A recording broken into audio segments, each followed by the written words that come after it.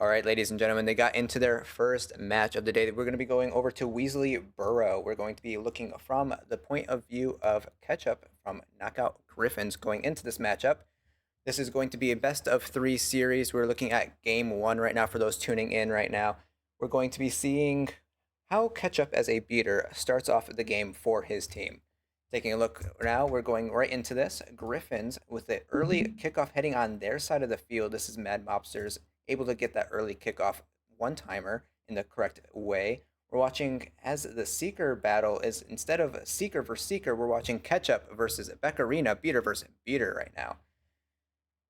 There we go with the right Yeah. nows already. Yeah, very true. We see Ketchup's POV right in the horse-headed Cav in a absolute joust with getting taken out by Smartbean, not knowing that other people can hit you at the same time as the beater you're having the one-on-one with. So kind of a cheap shot from the backside, but very effective to take Ketchup down. As much as Beccarina was about to die there, Smartbean came in and saved Beccarina. So well played from that end, being able to make sure that they stayed alive. Yeah, a minute into the match so far. No scores on Quaffle just yet, so pretty solid defense on both sides of the team, and a pretty even snitch meter as well. Yeah, taking a look, the Quaffle hasn't gone down in the first minute. We haven't seen any early goals, so no right off the bat. But we're seeing a little bit more defensive play right now from Udamorn. He's kind of playing really back as far as defending the hoops. And we've seen from earlier gameplays, the Griffins like to, as people like to say, hoop sit in a sense. And this is where we're kind of seeing a little bit more of that defensive chaser play from Udamorn. But in the distance, we see Sparks with the first goal, 10-0 so far. And then we also watch as Kyle falls the Seeker over on the side of Mad Mobsters. And we also see Beccarina, the beater, falling as well. So a double kill right there definitely helps make sure that big save from the Seeker front on Griffins has a little bit of a calmer time going into this. But then he falls as well. Beccarina gets back up and is able to take him out. We can see real quick a bludger hit from Beccarina is what took him out from the side of Mad Mobsters. We'll take a look real quick from Beccarina's point of view. Have a little bit of a face cam there, see how stressful she is going into this against Ketchup and the rest of the team. A lot of poise, a lot of you can see the jolt when you go in for the tackles. I'm definitely someone who does that as well when dodging bludgers. You move to the left when it's coming at you. So pretty even matchup so far. I know the Griffins has the first set of points on Quaffle, but it seems to be a more defensive game as Ketchup and Becker are just going back and forth at it. The beater joust continues. And there we see not only does the Seeker fall from the side of Mad Mobsters, but then followed by Ketchup falling as well. Beccarina doing a lot of good pressure there on Beater. Taking a look back at the Chaser gameplay, we're having Udamorn.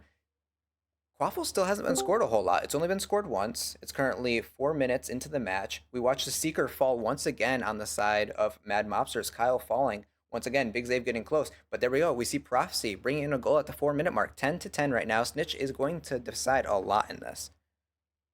Yeah, Prophecy, a personal favorite player of mine, always able to steal the ball from me whenever I get in games with him. So very good score there. Typically a more middle ground player, defensively as well, but able to convert and score, which I'd like to see him do a lot more of in these games. We've seen the steal there from Udamorn, able to snatch it out of Sarek's hands, but then it goes right back to the keeper. Able to not try to get the score. He was a little bit too close. And there we watch just Ketchup taking down a chaser, Kinky Whiskey right there. Smart Bean going into it up against Inoke, and Inoke able to get the save right there.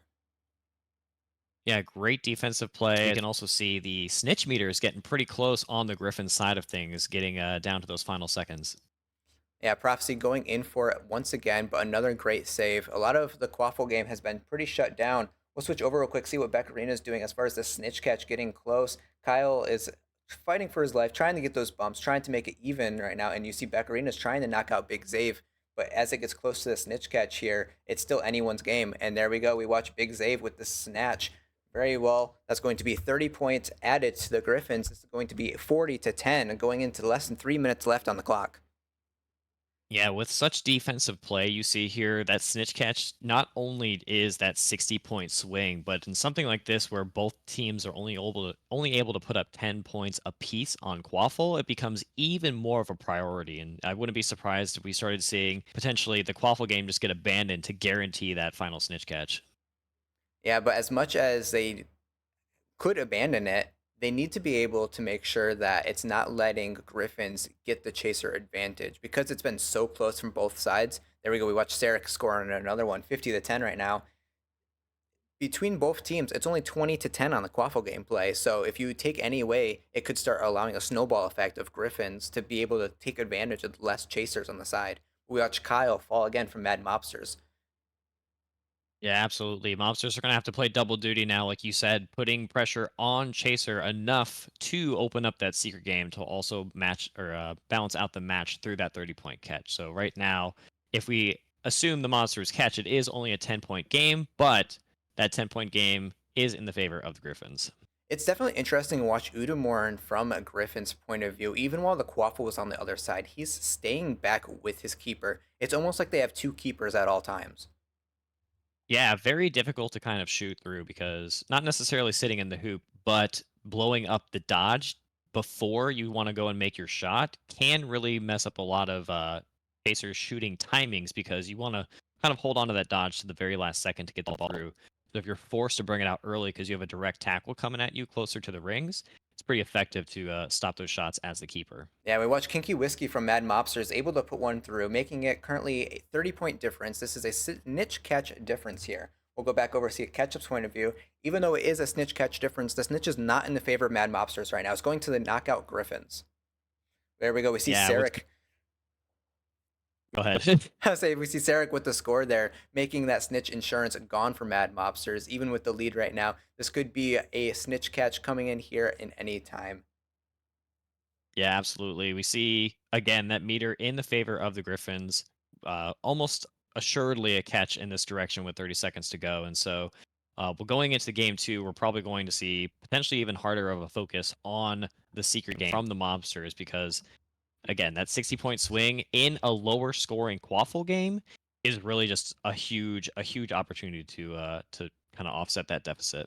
Yeah, with that snitch catch coming from Big Zave, that's going to secure game one in the bag for the side of the Knockout Griffins against Mad Mobsters. This is a best out of three, so this is going to be going to a game two where Mad Mobsters are going to have to prove themselves and try and take this into a game three, or the Griffins are able to try and secure it and take the win.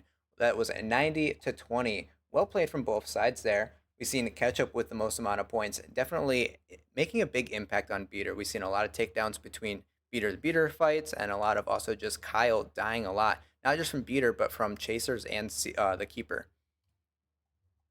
Yeah, for sure. Surprising in that game, seeing just how much Ketchup did get taken down. Usually he's the one annihilating every single chaser, beater, seeker, and keeper he can get his hands on. So I think a lot of pressure was put on Ketchup specifically. So potentially may need to shift that focus a little bit harder onto the secret game specifically because the Griffins just had a pretty easy time maintaining that snitch beater advantage and getting both of them for that 60 points in the game. Yeah, we're going to go ahead and be able to get these stats for you guys here in just a moment. If you were in the eyes of Mad Mobsters, what do you feel needs to change going into this next match? Yeah, it's tough because like we pointed out, they have essentially two keepers. So how do you break a two keeper split, right? You have the one that's going to get rid of your early dodge and then the one who's going to end up securing the ball. So potentially sending two chasers to have one person counteract the other other chaser that's playing as a keeper and then have the one-on-one against the main keeper to score, or potentially just like we saw the Griffins do, really focus on the seeker game and maintain that bar because if we're not scoring enough points to differentiate between 30 and 60 points off of two snitch catches, we might just need to go and say, okay, quaffle game's not that important to us. Maintain possession of the ball and potentially just focus all in on seeker. Yeah, and we'll have those stats up now. I'm just finishing up a last real quick so that way we get this here from both sides, which had really close matches. And looking at the statistics here, we'll switch it over so all of you guys can see it now. I'll let you kind of skinny take over real quick and see what stands out to you. Yeah, for sure. So going down the list, the knockout Griffins catch up with two seeker elims, three beater elims, five chaser elims.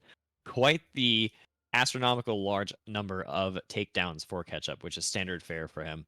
On top of that, we also see 22 out of 3 connected locked on tackles and 28 connected out of 41 non locked on tackles. We're on the other side for the Mad Mobsters. We see a seeker down, a beater down, 0 for 0 on locked tackles, and 11 for 28 unlocked tackles. So again, we talked about things like efficiency and how often these things being thrown out are connecting. And as we could see from the knockout Griffin side of things, their beater is definitely connecting a lot more on tackles, locked and unlocked, as well as converting those into eliminations.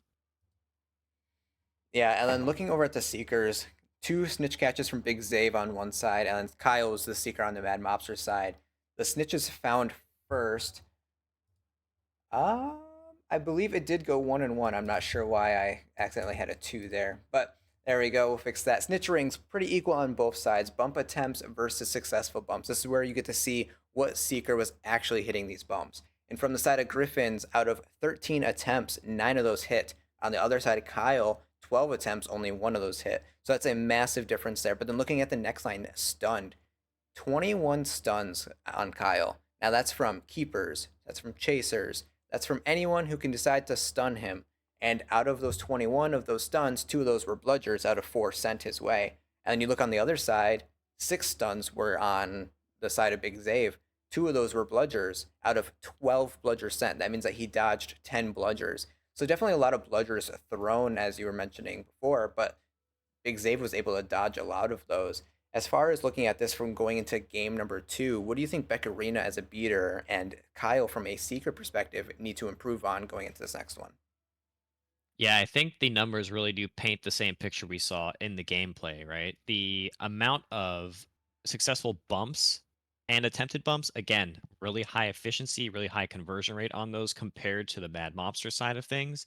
And then, of course, just that number of times being stunned really, really takes time out of being close to the snitch and closing that meter out. So, again, really focusing on that seeker gameplay, potentially, playing Protect the President, make sure the seeker doesn't get hit, really ensuring that they have as much time on the snitch as possible. And then, of course, the biggest thing, staying alive, right? There was just a deficit of one more kill for the Griffins compared to the Mobsters, but that one kill is 10 seconds down, plus potentially a 5% damage and the 10% loss initiative meter as well, which is a huge, huge swing in the Griffins' favor for the snitch. So I think really focusing on dodging the bludgers, protecting the seeker themselves, and just making sure Ketchup is not running around tagging everyone he gets his hands on is the biggest thing for the mobsters going into game 2.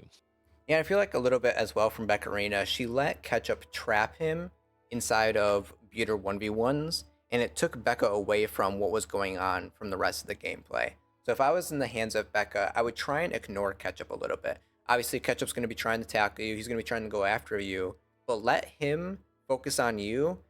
Let it take away from him focusing on the rest of your team and be the punching bag a little bit. Obviously, you don't want to die, you don't want to fall, you don't want to end up being the situation where unfortunately you spent all of this time trying to get to a certain point and then you die when it's most critical. But kind of backpedaling a little bit, kind of ignoring the fact that the beater is going so hard on you and just take it as a compliment. Take it that he knows that you're a threat to the team, knows that you can take out their seeker, and use that to not go back up against him. Because beater 1v1s are pretty much 50-50 when it comes down to tackles a lot of times, so you're both running the same build. The tackle damage is going to be equal coming from both sides. So making sure that you focus where you need to be, making sure that you take out those fumbles from chasers, make sure that you're able to get those secret tackles that you need, and change the game a little bit in that aspect. Yeah, I'm just going off of what you're saying. Maybe not have Becca really focus on those jousting situations, but maybe since the Quaffle game is a little bit stagnant and they can't really put up as many points as we saw previously with Carlson sinking 60 in a game, say, hey, maybe have a chaser like Unimorn playing defensively for the Griffins, have a chaser play more offensively or haphazardly, like a secondary beater going after Ketchup instead, right? Always have the ability to adapt potentially a specific position. In another one, have a chaser be a second beater, a chaser be a second keeper to then counter what your opponent is trying to do. So send a worker bee after one of the hornets to get rid of the pressure that he's applying on the rest of your team. Yeah, if the beater is the hornets, the chasers are the mosquitoes, and the seekers need to be able to dodge that as well. I'm just also kind of looking back at these stuns. Kyle with 21 stuns, that is a lot. That's allowing snowball effects to happen. That's allowing you to not be able to boost. When you get stunned, you lose your acceleration for a moment. You lose the one advantage as a seeker that you have over any other role, and that's the fact that you are faster at your max speed than any other role can be at their max speed. And so he needs to be able to dodge these mosquitoes, not just the hornets. For sure. But it is interesting to see that 21 stuns only equated to 2 eliminations. I know if I was playing Seeker and I got stunned 21 times, it would be 21 eliminations because I would be dead by that time. Well, an unfortunate aspect of the stats, the way I have them currently, is two of those eliminations were specifically from the beater, but we watched the keeper knock out a lot of times, and those don't get equated in this factor. So the keeper did get some Gotcha. knockouts on the seeker, and so there was a little bit more deaths than just those two. It's okay. Keeper stats will be coming soon, I believe. Yes, we are looking into increasing the stat pool. I know a lot of people out there have enjoyed this first introduction of beater and seeker stats on there. Shows a little bit extra highlight to the game that you don't normally get to see because we're normally watching the chaser gameplay until the snitch comes down head to head. But while we wait for both these teams to go ahead and ready up, I'm gonna go ahead put up the music. We're gonna run a quick ad break so that way it doesn't happen during the match once again, and I will see you once the match starts. I'll see you guys shortly.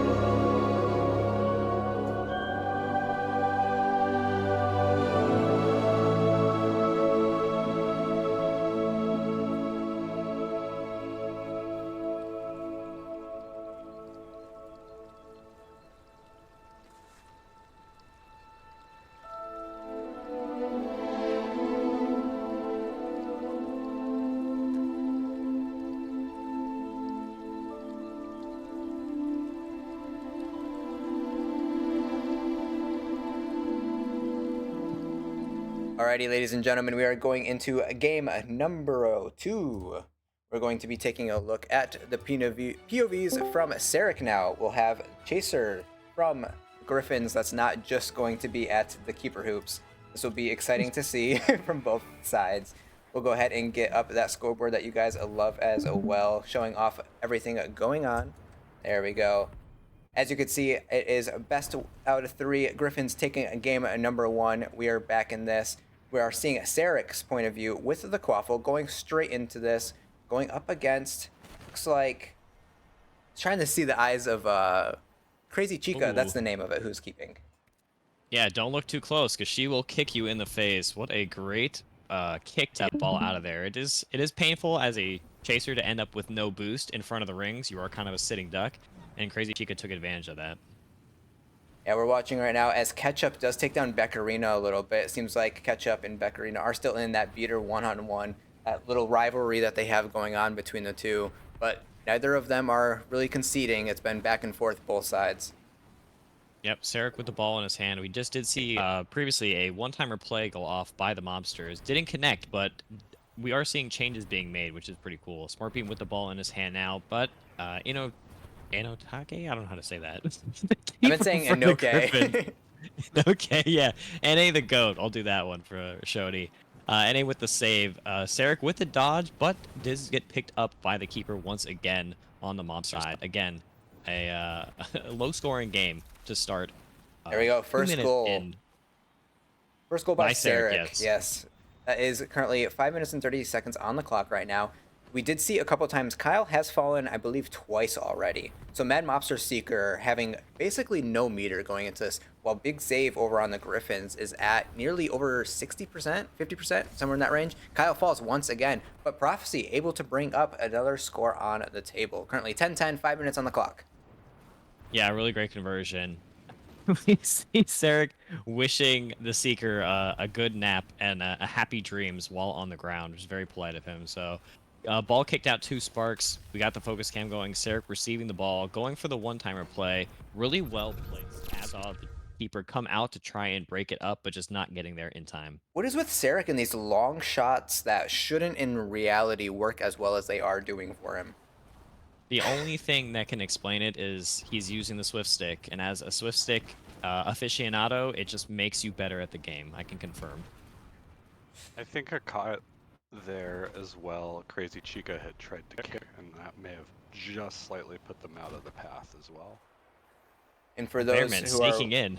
Yeah, Bearman joining the casting booth. Welcome in, Bearman. We have a crowded desk today. Lots of different point of views that you can hear from. Bearman is a keeper by trade, and so you guys will be able to hear a little bit of keeper expertise going into this. Oh, what a steal by Sarek. It looks like Chica was not paying attention, and he was managed to grab the ball out of the hand of the keeper and toss it in for a quick, cheeky score. It does look like we see some messages in chat right now. It looks like the teams are leaving. Typically, that emote that you see in chat gets spammed is a way of letting the other team know that something's going wrong, either by a disconnect, technical issue, or something of that matter, and then they all left. So we'll have to see what happened in this game. Will most likely be remade here. Yeah, but looking at a Game 2 reset. Game 2 reset here. But while we go ahead and wait for them to get back into the new match, Bearman, welcome to the table. Bearman, how are you feeling? I don't know if you've watched the first match so far, but what are your thoughts on this gameplay? I did catch the first match. I'll admit I was torn a little bit, so I wasn't watching too closely. But it looked like it was Griffins had a pretty good control on the snitch game in that first match, I feel. It looked like they had just a little bit further ahead on the snitch meter both times. And so I think if we're looking at game 2, we need to see a little bit focus on control of that, I think. Yeah, sounds good.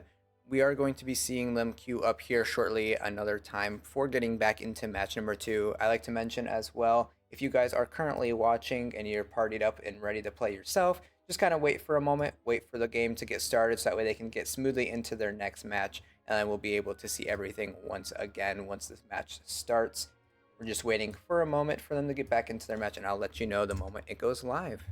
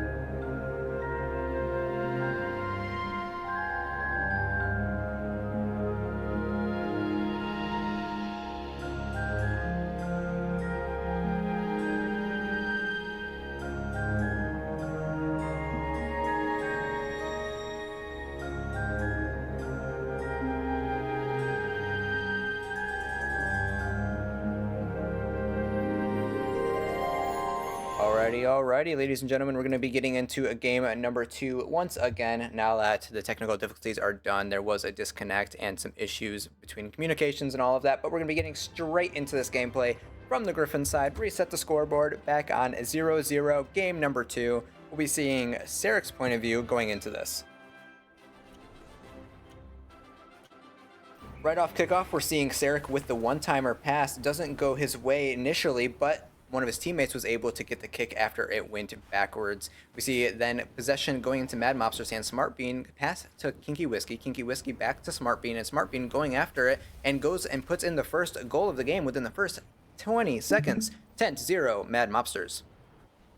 Yeah, really great teamwork there by the Chasers. Again, the one-timer plays, those passing right in front of the rings, very effective because you don't know if the player with the ball is going to go for the score, go for the dodge, or go for that pass. So it's just so many things to think about as a keeper. We watch as the hoops are being guarded a little bit by other members, but Sparks is able to get past that and put in another goal. 10-10 currently. Bearman, if you were to see some blocking of your hoops, what do you think from a keeper perspective there? You really need to see chasers being in proper positions, covering passes. They're doing really well though on these solo drives, just shooting straight in. Yeah. So perhaps better anticipation of those driving lines. See Prophecy's point of view going into this right now. We do see, as far as this goes on Chaser, he has been pretty dominant as holding onto the quaffle for his team as best as possible. We see right now possession in Sarek's hands, heading towards Crazy Chica on a one-on-one situation. A quick dodge and a pass inwards gets him the score. We'll quickly take a recap of that. Yeah, this one of my favorite things about the Swift Stick is just that massive dodge distance. You know, you don't have the speed, but you do have the efficiency of the Nimbus. But as you can see, just quite a... You don't even have to be right in front of the rings. Just being able to throw that and essentially teleport from one side of the pitch to the other with a single dodge is very strong. Watching Prophecy go in right now and then sinking it into the top hoop as well. Definitely, that dodge distance is a huge factor. You have to. You're not used to it. You're used to all the other brooms' dodge distance, and it can definitely throw you off in these situations. Sarek playing as the forward, he did pass, something that Skinny never does himself, but we're watching as it doesn't go to a teammate, and so he's kind of regretting passing, I bet, there. Yeah, it's definitely tough because a lot of the times the pass is the right play, but sometimes you want to ego it and go for the score yourself. So really making that decision in the moment, taking it all in, looking behind you with rear cam and saying, hey, how many chasers are around me in the moment, and should I go for the pass? Should I go for the ego challenge? Should I just go for it myself? It's all up to you. We did see that Ketchup did take down Kyle on Mad Mobster side, so the Seeker does have an advantage currently on the side of Griffins. Big Zave right now, getting close to that 80%, 90% area. And Prophecy sinking in another one. That is going to be another shot right there. Take a quick look from Prophecy's point of view. Didn't quite catch it there. His is slightly delayed. Like a bounce shot. It was a bounce shot, it looked like. Yeah, our very own Shoney, very good at hitting them himself, so it's nice to see him inspire people to go for those kinds of plays, especially when the keeper is coming a little bit further out on the rings, like you saw there. Dumping it on the ground to get it in at that right angle is very effective to get around those aggressive forward-playing keepers. For you, Bearman, what does a bounce shot look like for you? You know, Skinny, I think, covered that really well there, where from my perspective, when you're playing really far out like that, it is kind of hard to cover those angles because you don't want to dip down that low, right? It kind of leaves you exposed higher up. And so it can be really awkward trying to keep your focus on where that's going. Yeah, and off kickoff there, we've seen kind of a misplay in the eyes of some chaser mains, would probably say. I'm going to take a look at this right now. We see that saved goal.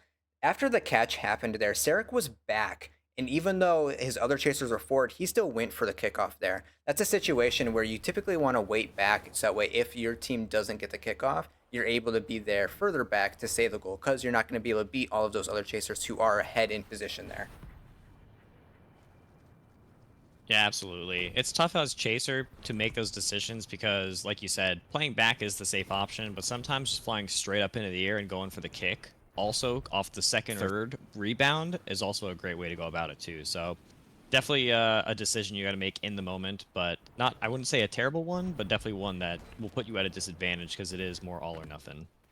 Sarek is continuously trying to go for the same shot time after time, trying to just go straight at them, do a dodge, and hope that the skinny stick will carry him the distance he needs. I put all my love into the shot, but it is something you need to definitely switch up as a chaser, right? The keeper will learn your tendencies, and playing again, like Bearman said, the swift stick over and over again. You're going to start getting used to the extended dodge distance and being able to account for that. Now we'll take a look quickly over at Ketchup's point of view as a beater. Take a look at how he's impacting the secret gameplay. We see Kyle's currently low. He's been kicked and punched by so many people, and he's down to 2 HP. But between Ketchup sending bludgers at him and the kicker of the keeper, words are hard today. He was able to stay alive over on enemy territory, but the bludger ends up finishing off. There's Kyle from Mad Mobsters dropping once again. Yeah, really good kill by Ketchup. We're seeing these bludgers connect, which is typically something we don't see a lot on the Seekers. So just being aware of timing that dodge right, and then you see him right off the get-go, noticing the spawn and kind of spawn trapping to get the extra damage off of the revive as well. Ketchup's playing really strong today. Kyle's back down in the red, and even though the goal came out from Sarek, the snitch catch right here is going to decide who wins this possibly. Going into 40 seconds left in the match, Kyle falls down by a chaser. Sparks there with the finalized kill. Ketchup also now in the red from a keeper hero kick, but Big Zave, if we look in the bottom left, we can see his health is also half.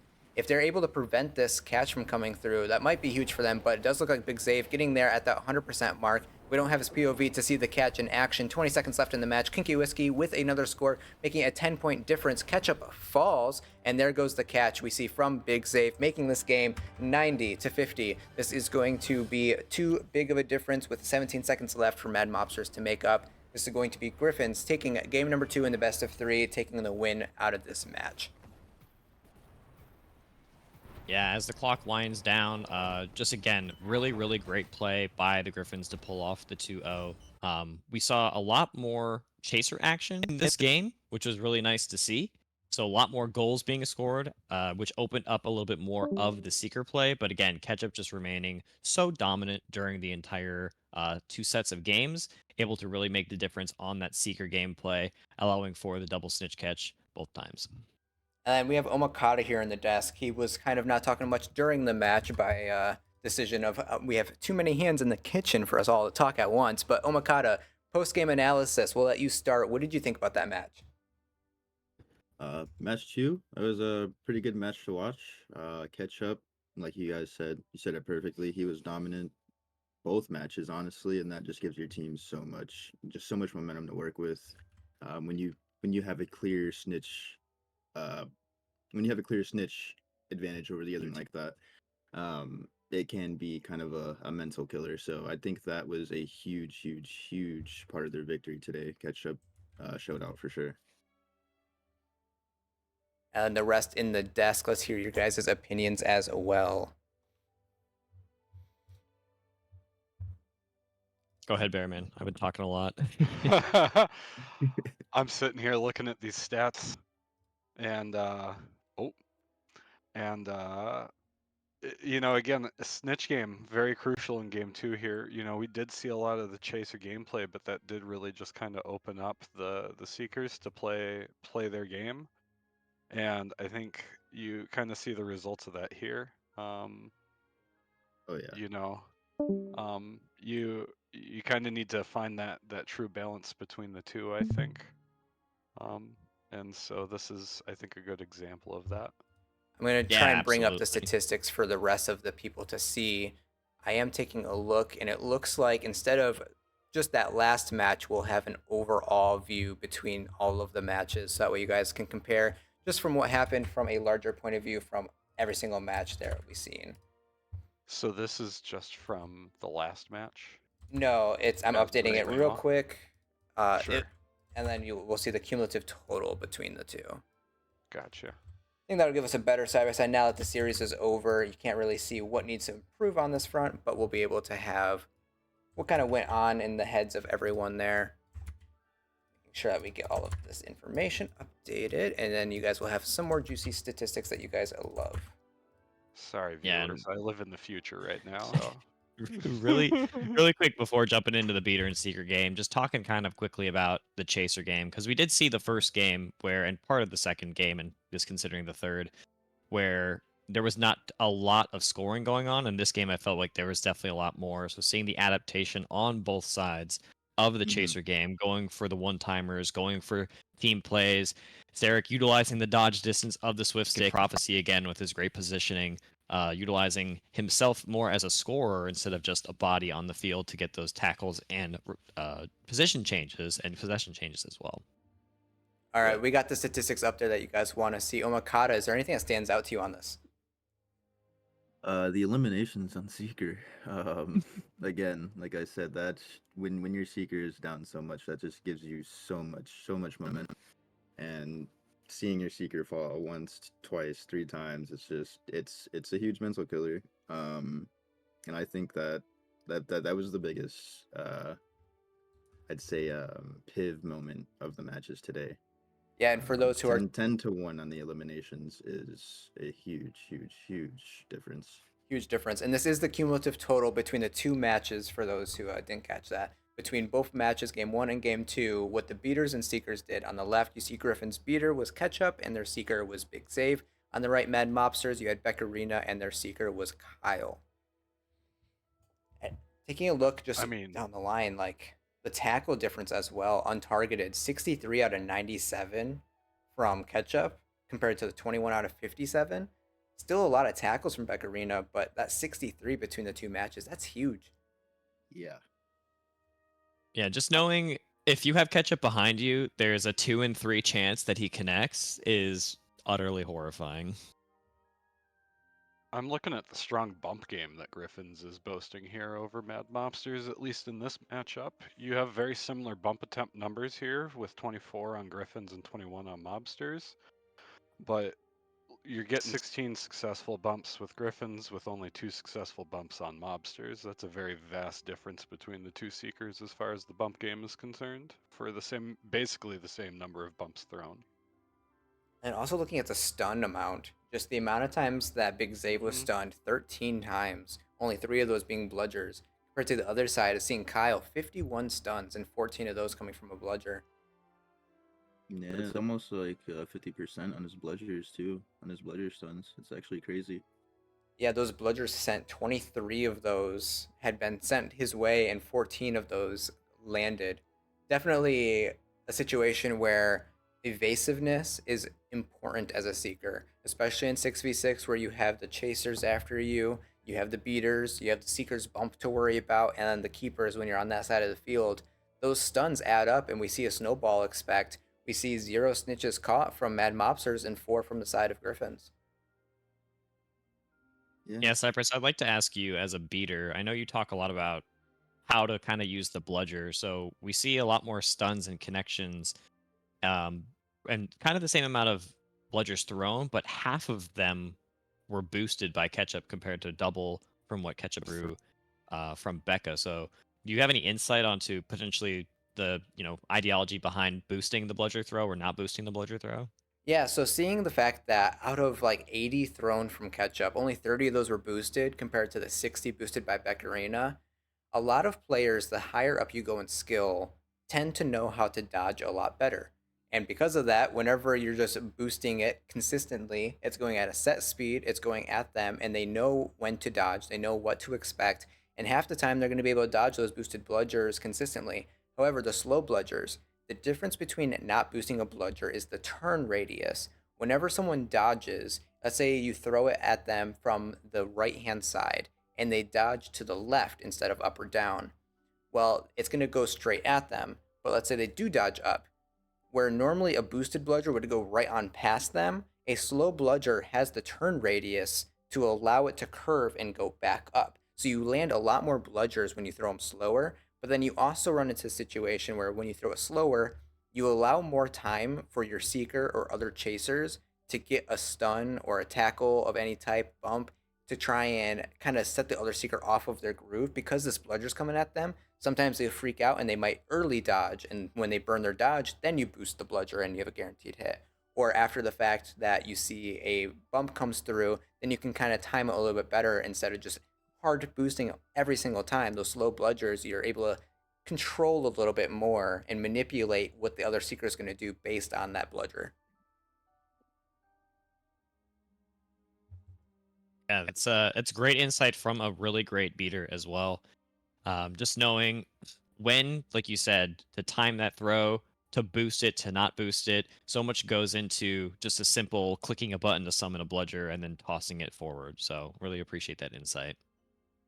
Any other comments about this matchup that you guys would like to say? Not really about the match, but I do want to see Mad Mobsters kind of work on their beater seeker Peter Secret game, get some more synergy going there, because it looked like they were all over the place today, and Griffins, they just played really tight. They played to their advantages, and yeah, I just want to see them kind of lock in on the Peter Seeker duo. And Skinny. Really great game played by both teams. The Griffins were very dominant, and I feel like we are just seeing all of these knockout teams just play at or above expectations. So really just exciting to see how they improve over the course of the season and where they can go from there. And lastly, Bearman. Also, Consistency from keepers out there. Most of the saves that you're going to be making are going to be further away from the hoops, and so really making sure that you're kind of getting a good read on chasers as they're taking those drives in and being in the right place when they go to make those shots. Sounds good. And talking about just a little bit of a highlight as well, both sides on the Quaffle gameplay were doing well. We've seen a lot come out from both sides. Prophecy and Kiki Whiskey were definitely sinking in a lot of nice shots there. And then on the side, Sarek definitely playing that forward swift stick. So as much as we were talking about the beater and seeker, definitely a little bit highlight to the chaser gameplay as well. It was not for nothing.